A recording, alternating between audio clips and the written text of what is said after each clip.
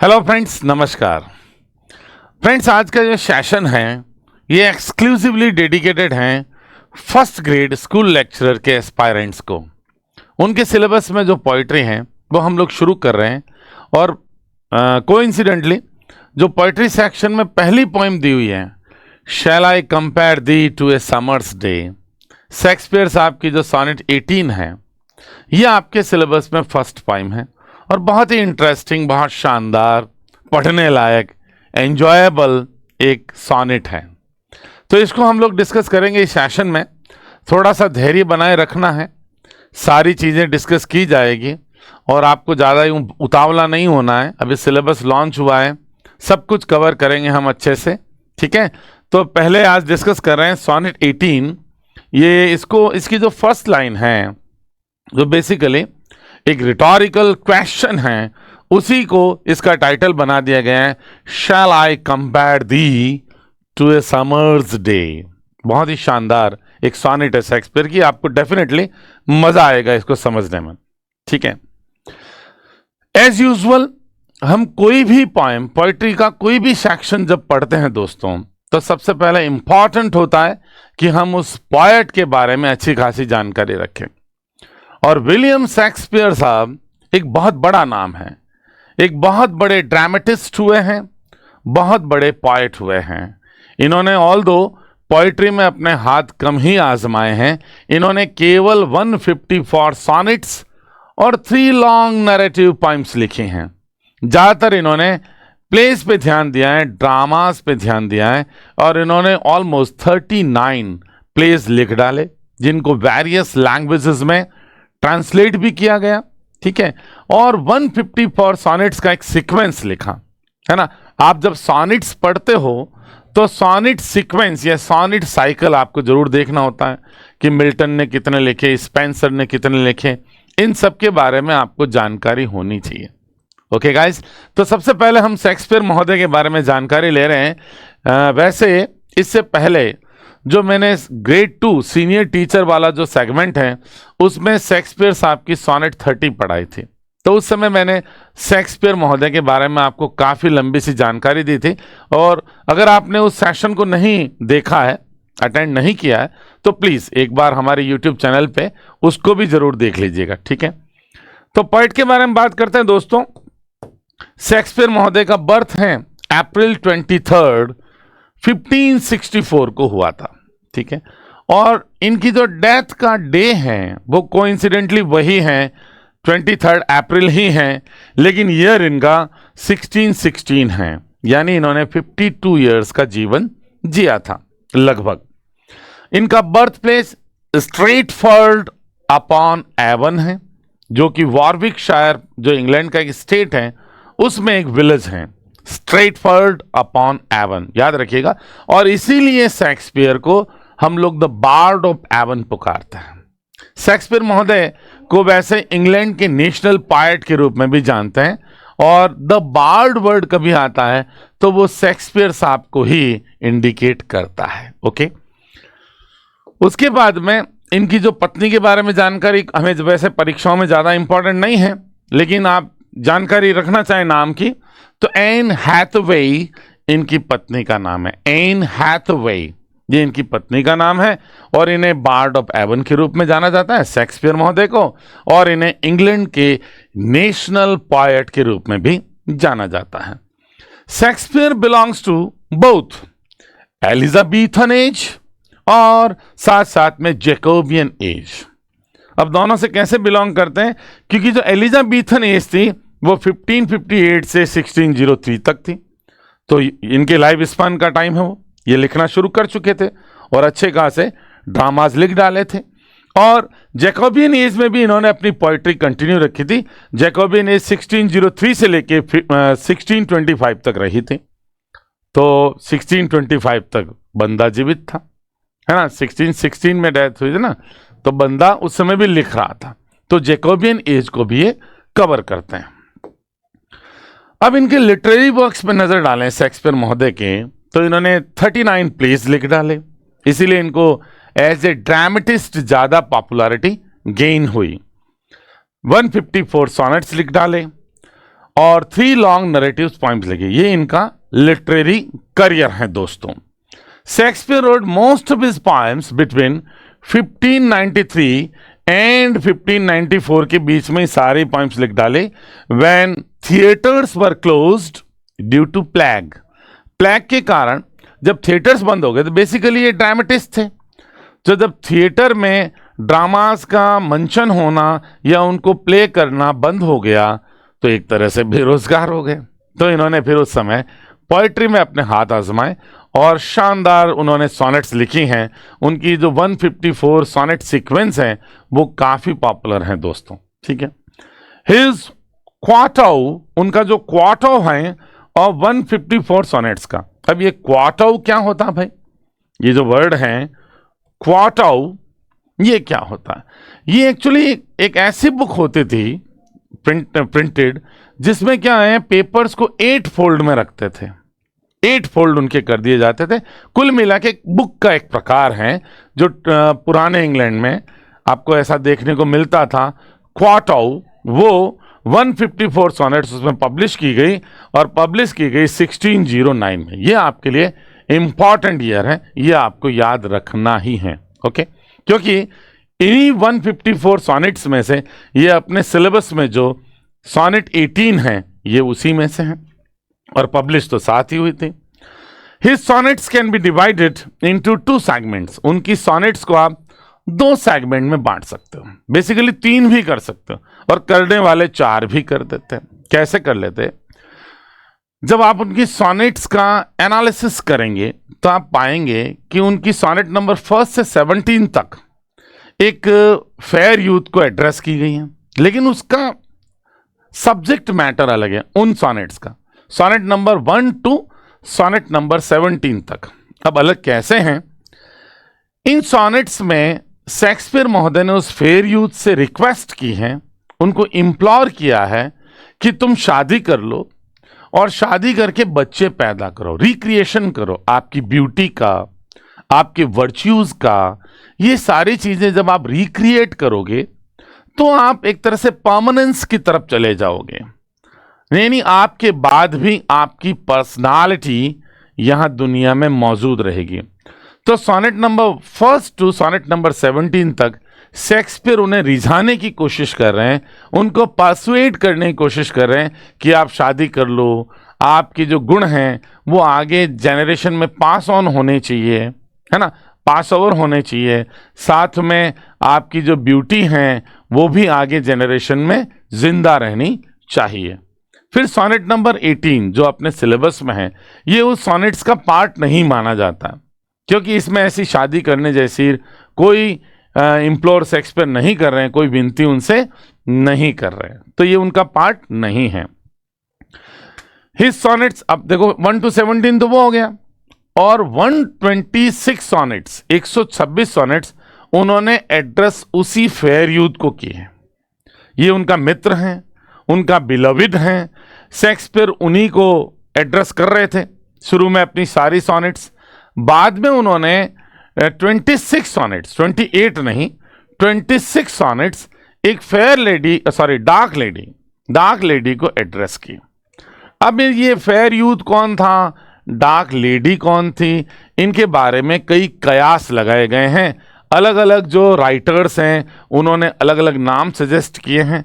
यद्यपि शेक्सपियर महोदय ने ऐसी किसी महिला या ऐसे किसी पुरुष का उल्लेख नहीं। अब शेक्सपियर के बारे में तो लोग इतनी बातें करते हैं जैसे वो एक फेयर यूथ से बहुत ज़्यादा अट्रैक्टेड थे, यानी आकर्षित थे। और लोग ये भी आरोप लगा देते हैं कि शेक्सपियर का उनसे बहुत प्यार था, उस व्यक्ति से। शेक्सपियर जो हैं वो होमोसेक्सुअल व्यक्ति थे, है ना, गे थे। ऐसी बातें भी उनके बारे में होती रहती हैं, लेकिन इनका कोई एविडेंस हमें लिटरेचर में कहीं पे नहीं मिलता। अब कुछ तो लोग कहेंगे, लोगों का काम है कहना, ठीक है ना, छोड़ो इन बेकार की बातों को, कहीं बीत न जाने जाए रहना, इस तरह की बातें चलती रहती हैं महान लोगों के बारे में, ठीक है। His first 26 sonnets seem to be address to a fair youth. मैंने बताया आपको 126 सॉनेट्स उसी को एड्रेस करती हैं, जो कि एक एरिस्टोक्रेटिक, बहुत ही कुलीन परिवार का यंग मैन था, सॉफिस्टिकेटेड नेचर का जेंटलमैन था, टिपिकल इंग्लिश जेंटलमैन। और 20 सॉनेट जो हैं वो seem to be address to a dark lady.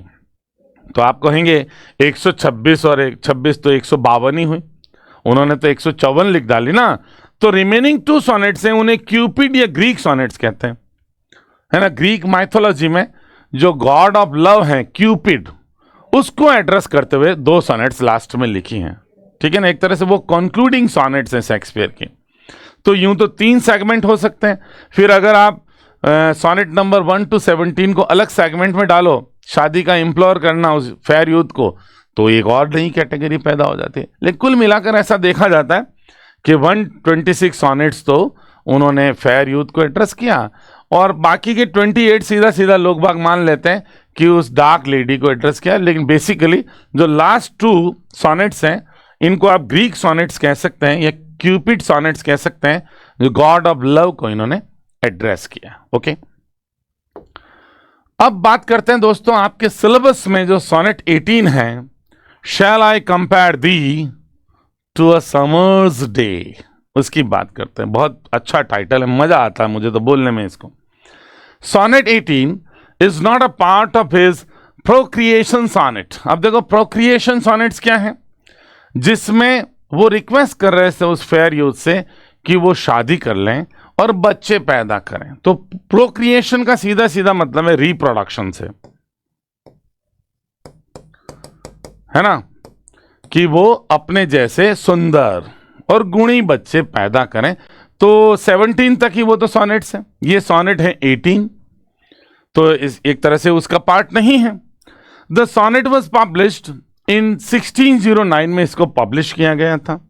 In his quarto of 154 sonnet, जो उनका क्वार्टो था 154 सॉनेट्स का, उसमें इसको भी पब्लिश किया गया था इन 1609। ये ना भूलें, इंपॉर्टेंट डेट है, सॉरी ईयर है। It is a part of his fair youth series, sonnets का ही एक पार्ट है, जो जिन सॉनेट्स में उन्होंने फेयर यूथ को एड्रेस किया उसी का ये पार्ट है। और sonnet 18 is a love poem, इसको आप लव पोएम के रूप में भी देख सकते हैं। और मित्र के प्रति जो प्यार है वो उमड़ उमड़ कर इस सॉनेट में आपको नजर आता है बाहर। ओके, इन सॉनेट 18 शेक्सपियर एडमायर्स, शेक्सपियर क्या करता है, एडमायर करते हैं the beauty of his friend, वही जो फेयर यूथ है उसकी ब्यूटी को एडमायर करते हैं, but finds himself short of appropriate metaphors. Appropriate उनको मेटाफर्स नहीं मिलते, ऐसी तुलना करने के रूपक ही नहीं मिलते, टू कंपेयर हिज ब्यूटी, यानी his beauty has been described beyond metaphors, है ना। मेटाफर में उसकी ब्यूटी को आप डिस्क्राइब नहीं कर सकते, इतना ब्यूटीफुल शेक्सपियर उसे मानते हैं। ही डिस्क्राइब्स हिज बिलॉविड, वो अपनी बिलॉविड को क्या मानते, बिलॉविड देखो कॉमन है, कॉमन जेंडर, ऐसा नहीं महिला ही बिलॉविड हो, पुरुष भी बिलॉविड हो सकता है, जो भी प्रिय व्यक्ति होता है, ठीक है ना।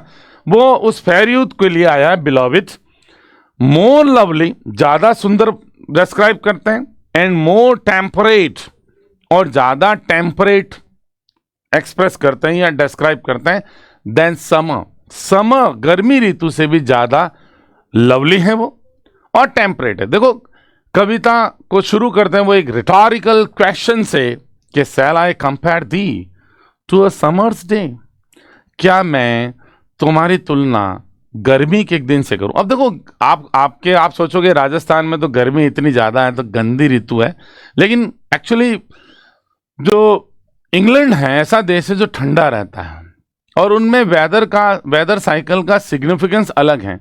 इंग्लिश पोइट्री आप जब पढ़ते हैं तो उसमें वेदर साइकिल का कुछ अलग ही सिग्निफिकेंस निकल के आता है। जैसे स्प्रिंग सीजन है, स्प्रिंग सीजन शुरू होते ही मार्च से और मई तक रहती है। उस सीजन को अपन मानते हैं चाइल्डहुड का सीजन, खिलने का सीजन। जैसे बच्चे युवावस्था खिलने की है, बचपन खिलने का, युवावस्था नहीं, बचपन जो है खिलने की अवस्था है। तो स्प्रिंग को बहुत ही सीजन ऑफ जॉय के रूप में लिया जाता है, चाइल्डहुड को डिनोट करता है ब्रिटिश लिटरेचर में, इंग्लिश लिटरेचर में। उसके बाद आपके होता है समर। समर को आप जून और अगस्त के महीने का मान लीजिए, June and August, between June and August, और इसे यूथ का सिंबॉलिक माना जाता है, जवानी का, है ना।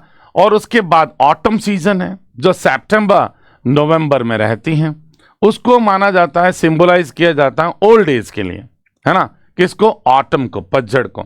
और विंटर सीजन जो दिसंबर से फरवरी के बीच रहती हैं, इसको आप सिंबलाइज करते हैं पोइट लोग किस रूप में, डेथ के रूप में। शैली का आपके पोइम याद आता होगा, ओड और टू द वेस्ट विंड, उसमें भी है विंटर को डेथ के लिए सिंबलाइज किया गया है।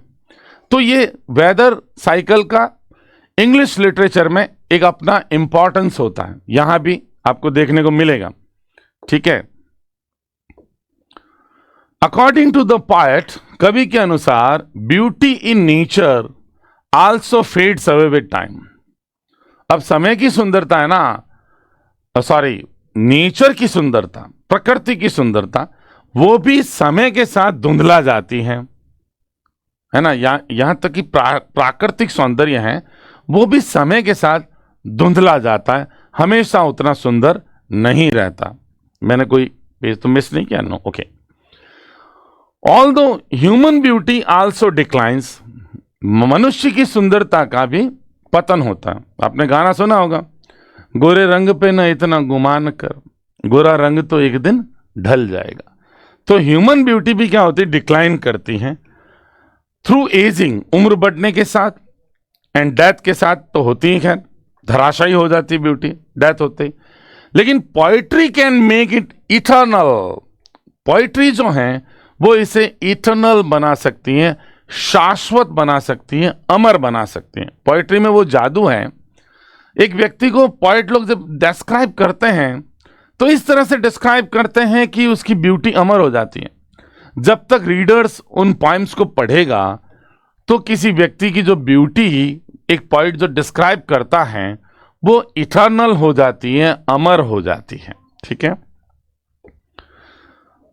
थ्रू हिज वर्ड्स, अपनी वर्ड्स के माध्यम से, वर्ड्स क्या, छंद, कविता के माध्यम से, सॉनिट या सॉनिट कह दीजिए, सॉनिट के माध्यम से शेक्सपियर ट्राई, शेक्सपियर यहां पे कोशिश करते हैं टू इमॉर्टलाइज, अमर बनाने की, the beauty of his friend, अपने फ्रेंड की ब्यूटी को इमॉर्टलाइज करने की। इमॉर्टलाइज करना मतलब उसे अमर बनाना, इमॉर्टलाइज कर देना, अमर बना देना, उसकी यहां पे कोशिश करते हैं, शाश्वत बना देना। Even death can't destroy his beloved's beauty, death है वो उनकी बिलविड की ब्यूटी को डिस्ट्रॉय नहीं कर सकती, मृत्यु भी उसकी सुंदरता को समाप्त नहीं कर सकती। द सॉनेट ग्रांट्स इमॉर्टलिटी, अब जो सॉनेट हैं ये इमॉर्टलिटी ग्रांट करती हैं, प्रदान करती हैं टू बोथ, दोनों को, हिज फ्रेंड्स ब्यूटी को और हिज वर्ड्स, उनकी जो छंद है उसको। क्योंकि देखो लिटरेचर तो अमर ही होता है, आर्ट इज इमॉर्टल, आर्ट हमेशा अमर होती है, शाश्वत होती है, उसका कोई अंत नहीं होता। और आर्ट अगर अमर है तो आर्ट में जिन चीजों का जिक्र किया है वो भी अमर हो गए। तो इस सॉनेट में शेक्सपियर ने अपनी जो बिलॉविड हैं उसकी ब्यूटी का जिक्र किया है और अपनी कविता सॉनेट के माध्यम से उसको इमॉर्टलाइज, अमर करने की कोशिश की जा रही है। Clear? The sonnet reflect the renaissance faith, जो रेनेसेंस फेथ था, एक विश्वास था रेनेसा काल का, इन आर्ट्स इमॉर्टलिटी, कला की शाश्वतता पे। जो रेनेसा पॉइट्स हुए थे वो मानते थे कि कला जो है वो कभी नहीं मरती, अमर रहती है।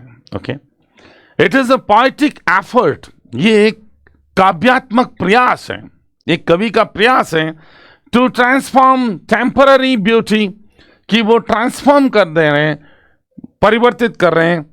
देखो टेम्पररी, अस्थायी सुंदरता, अल्पकालिक सुंदरता, उसको वो ट्रांसफॉर्म कर रहे हैं इनटू इटर्नल ब्यूटी, शाश्वत सुंदरता में, through the strength of poetry, poetry की ताकत से उस ब्यूटी को, ब्यूटी देखो टेम्पररी है, एक ह्यूमन बीइंग की ब्यूटी तो स्पेशली टेम्परेरी ही हैं, ठीक है ना। हालांकि आपने जॉन कीट्स की पोइम पढ़ी होगी, कौन सी, a thing of beauty is a joy for ever, है ना। वो तो सुंदरता की चीज को अमर ही कह रहे हैं, लेकिन ह्यूमन ब्यूटी तो कम से कम टेम्परेरी होती है, अल्पकालिक होती है, ट्रांजिटरी होती है, क्षणभंगुर होती हैं, लेकिन कभी उस ब्यूटी को अपनी पोइट्री की ताकत से यहाँ पे क्या बना रहे हैं, परमानेंट बना रहे हैं या इटर्नल बना रहे हैं। ओके, अब देखो ये स्प्रिंग सीजन का जो साइकिल है, सॉरी सिग्निफिकेंस है सीजन साइकिल का इंग्लिश पोइट्री में, मैं आपसे बात कर चुका हूँ। स्प्रिंग है वो चाइल्डहुड को रिप्रेजेंट करता है, समर है वो यूथ को रिप्रेजेंट करता है, ऑटम है वो ओल्ड एज को रिप्रेजेंट करती हैं, और विंटर सीजन जो है वो डेथ को रिप्रेजेंट करती है। ये भी आपको समझना। Okay fine. अगली बात है दोस्तों, सोनेट नंबर आपके 18 है, उसके टेक्स्ट की बात करते हैं। गलती से 30 हो गया, सेकंड ग्रेड में 30 था ना।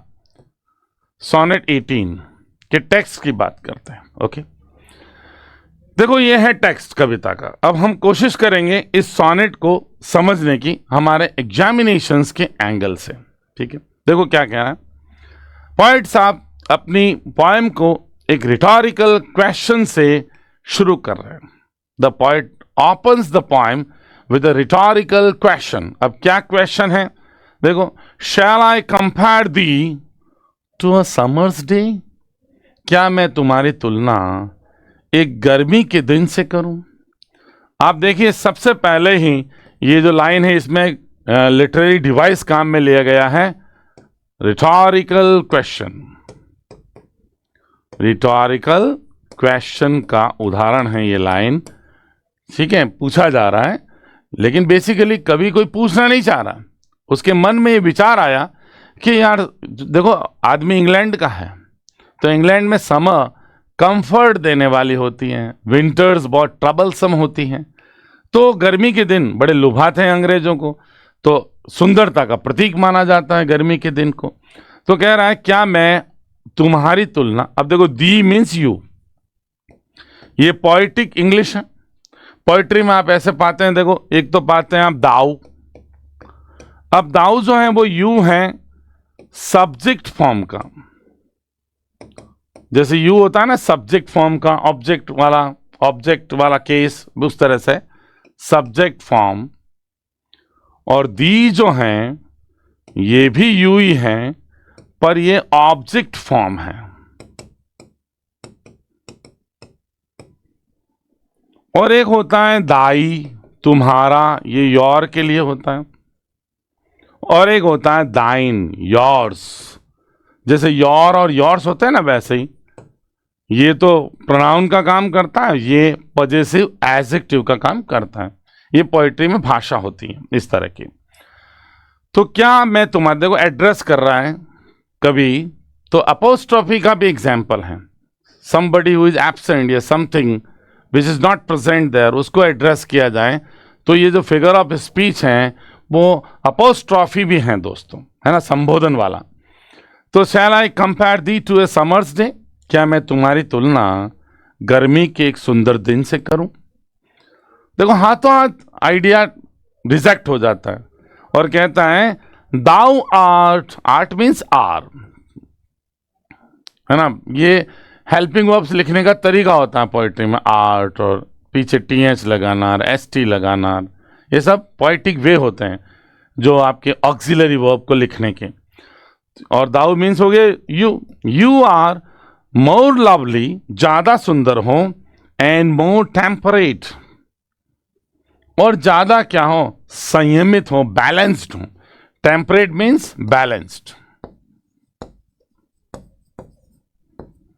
तुम ज्यादा संतुलित हो। समर सीजन जो होती है दोस्तों इंग्लैंड में इतनी बैलेंस्ड नहीं होती, कभी बहुत विंडी होता है वेदर, मौसम उस समय, कभी क्या होता है कि क्लाउडी हो जाता है, कभी आपको पूरी सनलाइट मिलती है, सन अच्छी तरह से चमकता है। तो कहने का मतलब समर सीजन है वो keeps changing every day in England, specially in England. England में वो बदलती रहती है गर्मी की ऋतु। तो कवि का जो दोस्त है, मित्र है, वो बदलने वाला नहीं है। हमेशा ही वो ऑनर डिजर्व करता है, हमेशा ही कवि को तो वो ब्यूटीफुल लगता है, हमेशा ही वो वेल मैनर्ड लगता है। तो हाथों हाथ उसके मन में आया कि नहीं यार, गर्मी के दिन से मित्र की तुलना करना ठीक बात तो नहीं लग रही है। रफ विंड्स, अब देखो, तेज हवाएं, ठीक है, मतलब बहुत परेशान करने वाली हवाएं, रफ विंड्स डू शेक। अब देखो इस डू का यूज आप देखो, तेज हवाएं डू शेक, हिला देती है। ये एम्पेटिक ऑक्सिलरी, जोर देने के लिए। जैसे कई बार अपन डू डस डिड का यूज एम्पेटिक ऑक्सिलरी के रूप में करते हैं, जोर देने के लिए। Yes I do know him, मैं उसे जानता तो हूं। तो तेज हवाएं डू शेक निश्चित रूप से हिला देती हैं the darling birds of May. जो डार्लिंग बर्ड्स मतलब प्यारी सी, प्रिय सी, है ना, नाजुक सी बर्ड्स। यहां डार्लिंग के लिए आप टेंडर कह सकते हो, कोमल, और बर्ड्स कहते हैं दोस्तों कलियां। अब मई के महीने में जो सुंदर कलियां खिलती हैं, समर की बिगिनिंग होती है मई में, है ना, क्योंकि ऑलमोस्ट मार्च टू मई का महीना जो है वो तो कौन सी सीजन है, ऑटम सीजन है। तो ये जो मई की कलियां हैं, मई में खिलने वाली नाजुक सी प्यारी सी कलियों को रफ विंड्स हिला देती है गर्मी ऋतु में। एंड अब देखो यहां पे, ये तो आपके हो गया सीधा सीधा रिटोरिकल क्वेश्चन। यहां पे आप सेमी कोलन देख रहे हैं, तो इसका मतलब है कि आप किस तरह से ज्यादा सुंदर हों। जो पॉइट हैं वो आगे एक्सप्लेन कर रहा है, और यहां कॉमा है, इसका मतलब आइडिया अभी पूरा नहीं हुआ, मामला चल रहा है। इंजैम्पमेंट है यहां पे। इंजैम्पमेंट क्या होता है, एक लाइन से दूसरी लाइन पे चला जाना, तब मीनिंग कंप्लीट होगा, ये कहलाता है इंजैम्पमेंट।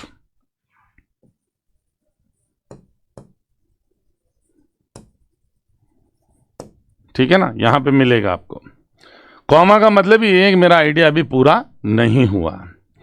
Rough winds do shake the darling birds of May and summers lease. अब देखो ये वर्ड बहुत इंपॉर्टेंट, लीज वर्ड। यहां पर इसको हिंदी में कहते हैं पट्टा। कहते हैं ना जमीन की लीज मिली है, कितने सालों के लिए लीज पे ली है जमीन, तो पट्टा जिसे अपन आप बोलते हैं उसे कहते हैं लीज। अब गर्मी का जो लीज है, यानी उसका जो टेन्योर है, कितने साल तक उसे रहना है, उसके लिए तो ये बहुत ब्यूटीफुल मेटाफर है। यहां पर ये किसके लिए आया, इसका टेनर क्या है, लीज का टेनर क्या है? टेनर है उसका ड्यूरेशन, उसका स्पैन, टाइम स्पैन, समय अवधि। तो गर्मी की समय अवधि, ये हैथ मीन्स हैज, ऑल, यहां लिख देता हूं has, all too short a date, उसके पास बहुत छोटी डेट है।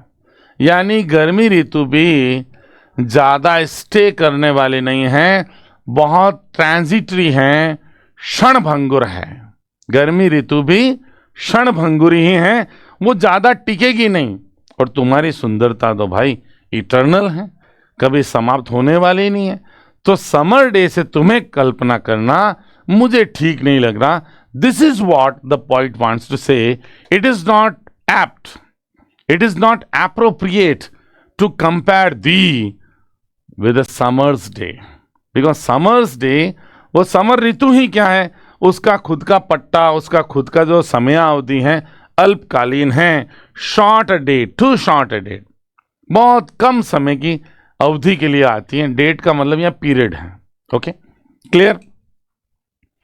अब यहां पे फिगर्स ऑफ स्पीच को अपन बाद में डिस्कस कर लेंगे, क्योंकि बीच में ऐसे डिस्टर्ब होते हैं, इक्का दुक्का कोई मिस आउट अभी हो गया है तो डोंट वरी, वो बाद में हो जाएगा कवर। ओके, आगे बढ़ते हैं। Sometime too hot the eye of heaven shines, ये लाइन मुझे लगता है सबसे इंपॉर्टेंट है। और किस एंगल से इंपॉर्टेंट है? लिटरेरी डिवाइस के एंगल से। ये जो आई ऑफ हेवन है, अक्सर आप ये मेटाफर देखते हो सन के लिए, ठीक है? ये जो व्हीकल है उसका टेनर होगा सन। ये व्हीकल है, स्वर्ग की आंख, अब कुछ जने इसको पर्सोनिफिकेशन के एंगल से भी ले सकते हैं, लेकिन बेसिकली ये प्राइम जो इसमें सबसे प्राइमरी फिगर ऑफ स्पीच है या डिवाइस है लिटरेरी, वो मेटाफर होगा। ये सन को बताया जा रहा है। कई बार सूर्य बहुत ज्यादा गर्म चमकता है, शाइन करता है, ठीक है। And often is his gold complexion dim, और उसका अक्सर जो सुनहरा रंग है वो डिम हो जाता है, धुंधला जाता है, ठीक है। यानी बादल की आगोश में सूर्य देवता चले जाते हैं, ठीक है, तो उनका रंग भी फीका पड़ जाता है, सूरज का भी। कई बार तो तेजी से चमकता है, और कई बार उसका जो वैभव है या उसके जो आभा है या उसका जो सुनहरा रंग है, कॉम्प्लेक्शन रंग को कहते हैं कलर, डिम्ड, वो धुंधला जाता है, फेड, फीका पड़ जाता है, ठीक है। ये मेटाफर बहुत इंपॉर्टेंट है आपके एग्जाम के लिए, okay. And every fair from fair, यहां पे क्लियर आपको एलिटरेशन दिख रहा है, फ alliteration. And every fair from fair, और प्रत्येक सुंदर से सुंदर चीज सम टाइम डिक्लाइंस, कभी न कभी डिक्लाइन कर जाती, उसका पतन हो जाता, उसका नाश हो जाता है, उसका अंत हो जाता है, उसमें गिरावट आ जाती है। हर सुंदर चीज बाय चांस, चाहे वो संयोग से ऐसा हो, संयोग से भी होता है। आदमी जरूरी नहीं कि बूढ़ा होना या मृत्यु पे ही उसकी ब्यूटी डिस्ट्रॉय हो, एक्सीडेंट में भी हो सकती है। उसी तरह से नेचर में भी सडनली कोई स्टॉर्म आ गया, तूफान, एक पेड़ उखड़ के गिर गया, तो एक सुंदर चीज का सडन कोलैप्स भी हो सकता है। तो बाय चांस का मतलब क्या हुआ? संयोग से, संयोग से भी हो सकता है, या फिर नेचर चेंजिंग कोर्स अनट्रिम्ड, क्योंकि नेचर का जो चेंजिंग कोर्स है उसमें कोई ट्रिमिंग नहीं हुई है, यानी उसमें कोई कटौती नहीं की गई है। Nature will keep on changing, बदलती रहेगी, because change is the law of nature, परिवर्तन ही प्रकृति का नियम है। तो उस परिवर्तन के एंगल से हर ब्यूटीफुल चीज का एंड हो सकता है, या बाई चांस उसका एंड हो सकता है, ठीक है ना। Every fair from fair some time declines. अब ये मुझे लाइन एक तरह से इस पोएम के कॉन्टेक्स्ट में पैराडॉक्सिकल लगी है। पॉइंट एक तरफ तो कह रहा हर सुंदर से सुंदर चीज एक बार उसका डिक्लाइन होता है, तो भाई उसमें तो पॉएट का खुद का फ्रेंड भी आ गया ना, उसका बिलोविड भी आ गया ना, तो वो भी, उसका भी सुंदरता डिक्लाइन होगी। ये स्टेटमेंट ये बता रहा है। तो अपने आप में अगर इस पोएम के कॉन्टेक्स्ट में देखें तो ये लाइन पैराडॉक्सिकल लगती है ना। Keeping the context of the poem in mind, this line seems to be paradoxical, okay. By chance चाहे डिक्लाइन हो चाहे, अब देखो हमने बांटा ही इसको इस तरह से, ये क्या हो गया, एक क्वार्टरेन हो गया। इससे पहले भी हमने 4 पंक्तियों का एक क्वार्टरेन ही दिया, इसी तरह से आपके सामने इसको प्रस्तुत किया जा रहा, समझाया जा रहा। फर्स्ट क्वार्टरेन हो गया, सोनेट का वही स्ट्रक्चर है, 3 क्वार्टरेन्स और 1 काप्लेट, उसी पैटर्न में मैं आपको समझा रहा हूं, ठीक है। उसके बाद बट दाई एटर्नल समर, लेकिन तुम्हारी शाश्वत गर्मी, यानी यूथ, यहां सिंबॉलिक है यूथ, है ना। ये भी एक तरह से समर यहां पे मेटाफर है, और इसका व्हीकल है यूथ, सॉरी समर, है ना।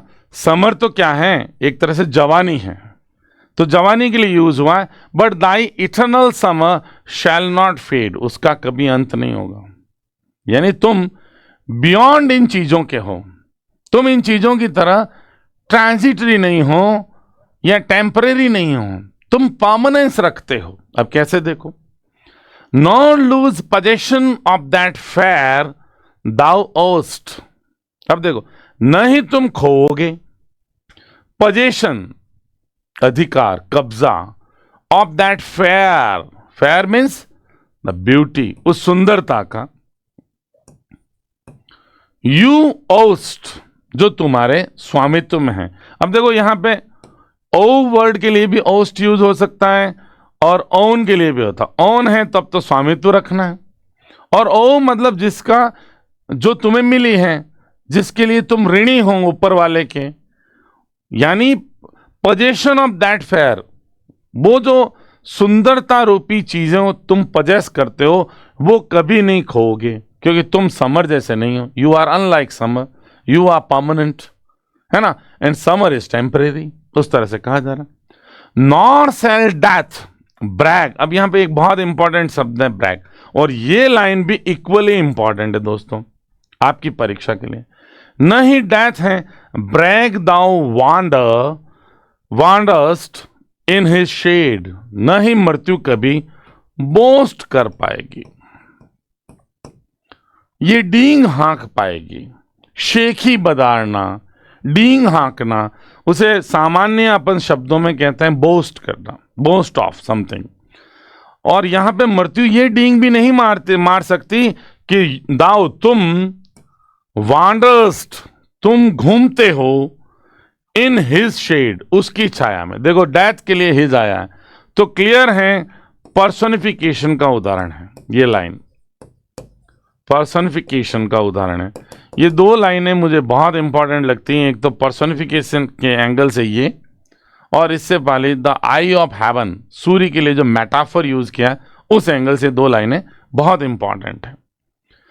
नहीं मृत्यु ये डींग हाँक सकती है कि तुम उसकी छाया में घूमते हो, यानी उसकी कृपा दृष्टि की जो छाया है उसी में वॉन्डर कर सकते हो। नहीं, क्योंकि तुम ऑलरेडी इटर्नल हो, मृत्यु तुम्हारा कुछ बिगाड़ नहीं सकती।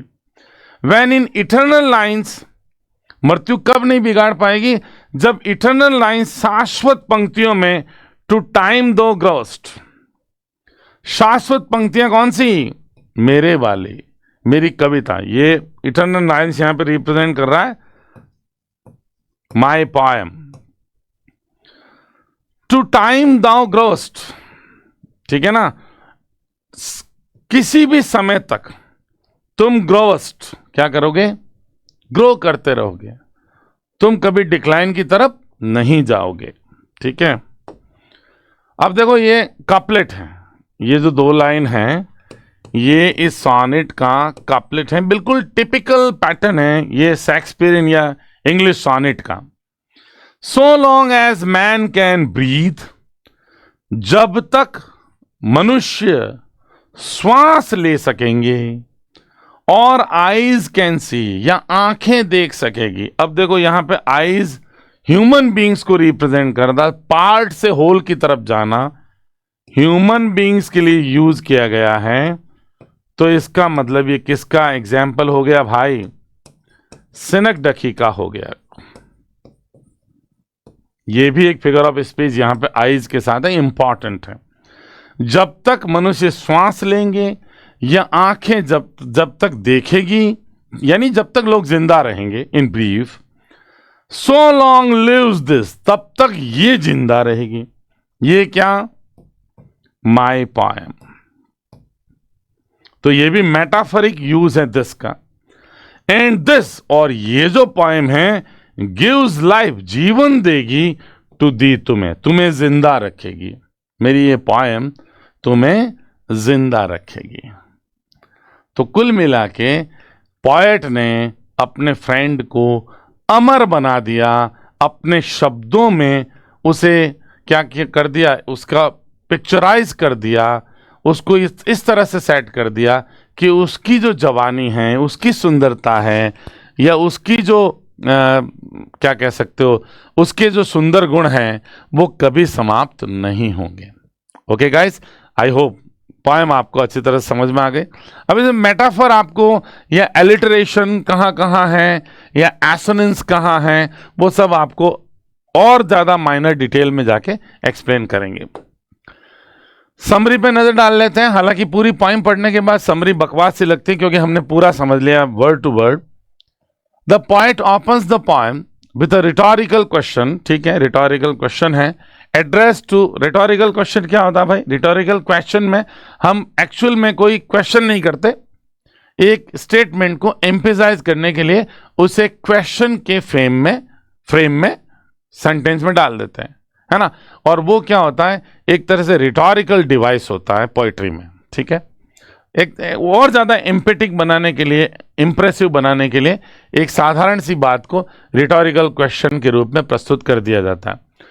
तो इस रिटोरिकल क्वेश्चन से शुरू होती है, जो अपने वो फ्रेंड को एड्रेस करते हुए कहता है कि weather he should compare him, कि क्या उसे तुलना करनी चाहिए उसकी, टू ए समर्स डे, एक गर्मी के दिन से।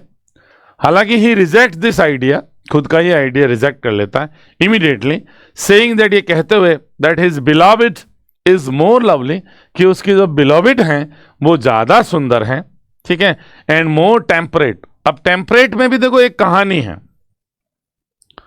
टेम्परेट में क्या कहानी छुपी हुई देखो। ऐसा एंशिएंट ग्रीक ट्रेडिशन में माना जाता है कि एक व्यक्ति के बॉडी में 4 चीजें अगर बैलेंस्ड हों, ठीक है ना, 4 चीजें बैलेंस्ड हों तो उसका स्वभाव बड़ा अच्छा होता है। कौन सी 4 चीजें देखो। पहली चीज तो हो गई ब्लड, ब्लड सामान्य होना चाहिए। एक होता है ब्लैक बाइल, बाइल पित्त के लिए यूज करते हैं अपन, है ना। आज भी अपने भारत में भी, आयुर्वेद में भी ऐसा माना जाता है। जो आयुर्वेदाचार्य लोग होते हैं वो बताते रहते हैं पित्त की तकलीफें या एसिडिक प्रॉब्लम वगैरह। एक होता है पेल बाइल, ये येलो बाइल भी कह सकते हो इसको, येलो कर लो, चलो ब्लैक का येलो बाइल, ठीक है। और एक चीज होती है दोस्तों बहुत इंपॉर्टेंट है, वो है आपके, पहले तो इसको प्रोनाउंस कैसे करेंगे, पढ़ो जरा जल्दी से, इसे पढ़िए। इसको प्रोनाउंस क्या करते हैं, इसको करते हैं फ्लैम, फ्लैम। ये नाक में और जो खांसी के दौरान जो गाढ़ा द्रव्य निकलता है ना, उसे कहते हैं फ्लैम, इसका प्रोनाउंसिएशन है फ्लैम। तो ये 4 चीजें एक व्यक्ति के बैलेंस में होना, तो वो उसके मूड को डिसाइड करती हैं, उसे टेम्परेट बनाती हैं। टेम्परेट मतलब मेंटली एकदम बैलेंस, हंसने के समय हंसना, रोने के समय रोना, है ना, ऐसा बनाती है। और इन चीजों में जब इम्बैलेंस होता है तो क्या हो जाता है, आदमी या तो पागल की तरह हरकतें करने लग जाता है, या ज्यादा ग्लूमी रहता है, मतलब एबनॉर्मल सा नेचर उसका हो जाता है। ये क्या है, ग्रीक माइथोलॉजी की बात है।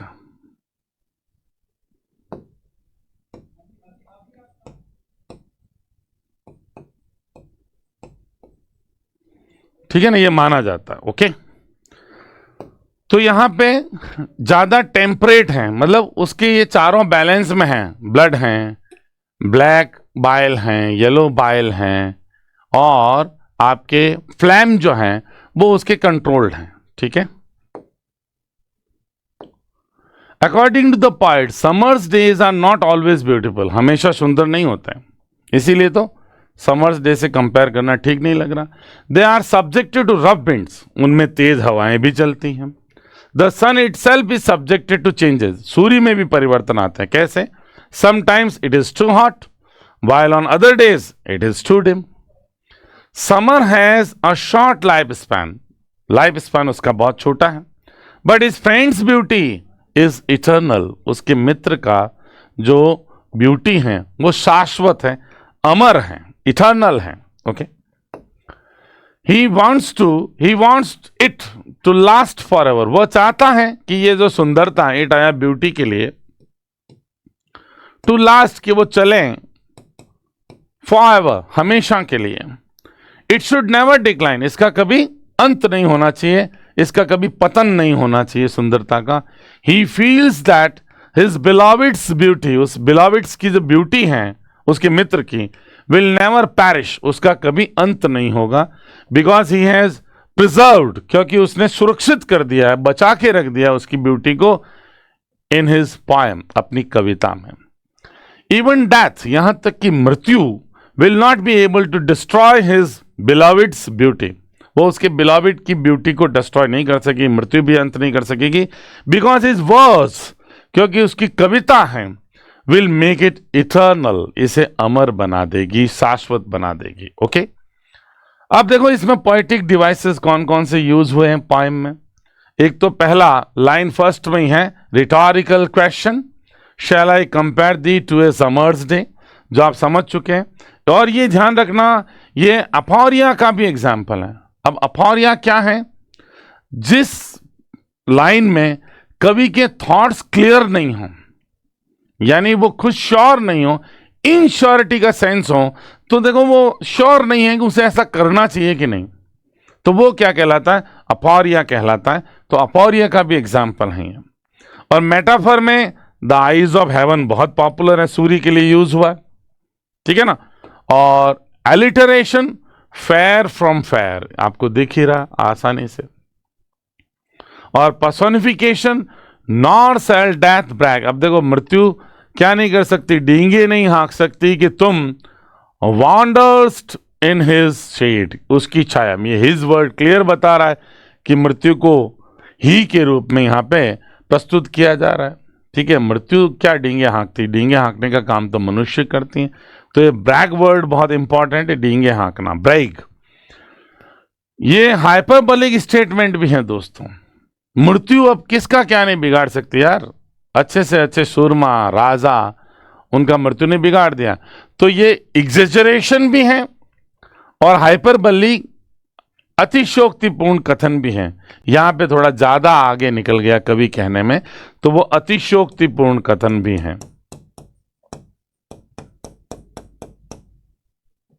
ओके। और सिनेक्डकी मैंने आपको कविता पढ़ते समय बता दिया था, आई हैं वो ह्यूमन बीइंग्स को रिप्रेजेंट करती हैं। तो ये आईज वर्ड यहां पे सिनेक्डकी का भी एग्जाम्पल है। और मीटर इसका दोस्तों आयम्बिक पेंटामीटर है। अब आयम्बिक पेंटामीटर होता क्या है? आयम ये होता है, एक आयम होता क्या है? आयम में एक तो अनस्ट्रेस्ड सिलेबल और दूसरा स्ट्रेस्ड सिलेबल। ये जो पैर होता है, ये जो फीट होता है, फूट बोलिए सॉरी, एक ही अगर है, मतलब दो सिलेबल से मिलकर एक फूट बनता है। तो ऐसे 5 फीट एक पंक्ति में जहां नजर आते हैं, वो आयम्बिक पेंटामीटर में होती हैं। और आप जानते हो कि अधिकांश सॉनेट्स और पोएट्री में, कम से कम इंग्लिश पोएट्री में, आयम्बिक पेंटामीटर बहुत बड़ा एक तरह से यूज होने वाला फॉर्म है पोएट्री में, है ना। ये बहुत बड़ा यूज होने वाला फीट का एक प्रकार है आयम, और आयम से ही बना है आयम्बिक, ठीक है। तो सॉनेट है ऑब्वियसली आयम्बिक पेंटामीटर में ही होगी। अब देखो ऐसा होता है कि मीटर से तात्पर्य होता है कि एक पंक्ति में कितने सिलेबल्स डाले गए हैं, वो होता है मीटर। फिर वो सिलेबल्स कितने फूट बनाते हैं, फूट का मतलब फूट के प्रकार होते हैं। अगर आप एक आयम्बिक पेंटामीटर की बात करते हो तो इसमें एक अनस्ट्रेस्ड और स्ट्रेस्ड होता है। इसी तरह से देखो, आयम्बिक में क्या होता है? अनस्ट्रेस्ड पहले होता है और बाद में स्ट्रेस्ड होता है। यूं कह सकते हो ये अनस्ट्रेस्ड और स्ट्रेस्ड। ये ऐसा 2 सिलेबल लाइन में आए साथ साथ, तो वो क्या बन जाता? आयम बन जाता है। इसको बोलते हैं, इस पैटर्न को आयम बोलते हैं, ठीक है। और दूसरा पैटर्न होता है ट्रॉकियक। अब ट्रॉकियक क्या है? ट्रॉकी इसका रूट वर्ड है। ट्रॉकी किसे कहते हैं? उल्टा हो जाता है, पहले सिलेबल स्ट्रेस्ड हो जाता है और बाद में अनस्ट्रेस्ड रहता है। तो ये जो है वो क्या है? ट्रॉकियक फीट है या फूट है। तीसरा होता है स्पॉन्डी। अब स्पॉन्डी में स्पॉन्डियक उसका एडजेक्टिव है, एक स्ट्रेस्ड, दोनों ही स्ट्रेस्ड, दोनों ही सिलेबल कविता में जो आपके आते हैं वर्ड्स में, वो सिलेबल अगर स्ट्रेस्ड हैं दोनों ही, तो वो स्पॉन्डाइक फूट माना जाता है, ठीक है। इसमें भी इन तीनों में 2-2 सिलेबल्स होते हैं। और एक होता है पिरिक। अब पिरिक जो होता है उसमें 2 अनस्ट्रेस्ड होते हैं दोनों ही, ये भी 2 सिलेबल का ही एक फीट है पिरिक। उसके बाद होता है डैक्टिलिक।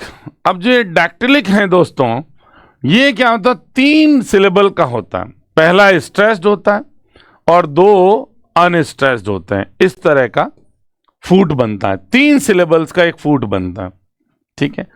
और एक है एनापेस्टिक है। एनापेस्टिक में दो अनस्ट्रेस शुरू में आ जाते हैं इस तरह से, और पीछे दो अनस्ट्रेस लिखना मुझे,